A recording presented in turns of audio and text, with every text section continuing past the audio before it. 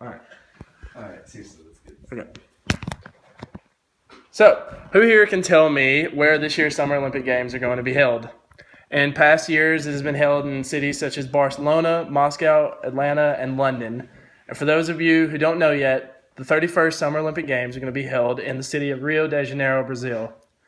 This is exciting news because according to official data from the International Olympic Committee, or the IOC in other words, this is the first time the modern Summer Games have been held in South America. This is also concerning news because Rio has a little issue. The water there is nasty. Various sources of pollution and toxic waste have contributed to the poor water conditions, which the city of Rio, as well as the country of Brazil, have both promised to have clean in time for the Games. What I want to talk to you about today is when the summer gets here, will Rio be ready? To be able to answer that question, it's important to know two things: how the problem got started and what efforts Rio is making in order to fix the issue. It is also important to make a point of what effect this issue will have on the rest of the world. With that being said, I think it's best that I start at the heart of the matter and inform you how Rio has such a water problem to begin with. Pollution in the waterways around the coast of Rio de Janeiro, specifically the Guanabara Bay area, can be attributed to countless sources. But the three most important are human sewage, domestic waste such as garbage, and international waste such as chemicals and metals.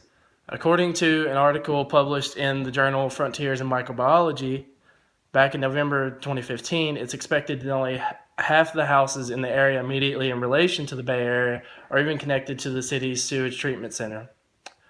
And that number doesn't even include the massive populations living in the slums of Rio.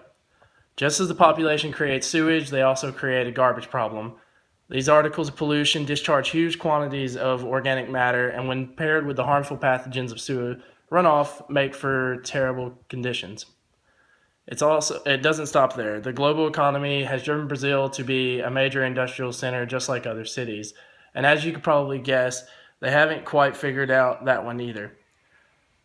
Throughout the coast, heavy metals, dangerous chemicals rest among the sediment, affecting the pH levels as well as the chemical content of the water.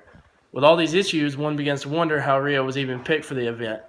Well, that can be answered by USA Today's sports columnist Christine Brennan. In her article, Broken Promises, Brennan tells us that Rio simply made the IOC a deal. They promised to have the waters clean in time for the Games and even provided a list of ways that they would do it. One of those ways is by building 8 new water treatment plants to fix the sewage issue. But since making that deal, only one of those plants has been built. Astonishingly, according to the Brazilian government, their waters have increased in the percentage of safe waters from 17 to 48%, although this is not confirmed by any other government. So essentially what the worry is that they could be lying just so that they can keep the venue. Lastly, I want to make note of the athletes around the world that will be affected by this.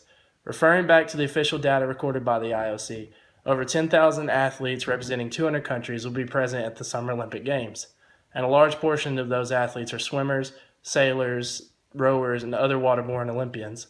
In an article published by Sports Illustrated, author Tom Taylor and Ted Keith report that the following test runs and practices taking place in Rio, multiple athletes have already fallen ill and blame their health issues on the subpar water conditions. Another effect this will have on the rest of the world is how developing countries will be viewed by the rest of the world. Rio will receive a lot of visitors from around the globe, visitors who go back home and tell the rest of their country what it was like. And a bad reputation only slows progress for developing nations.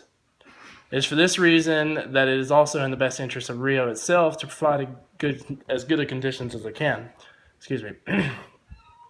Rio is right now behind schedule.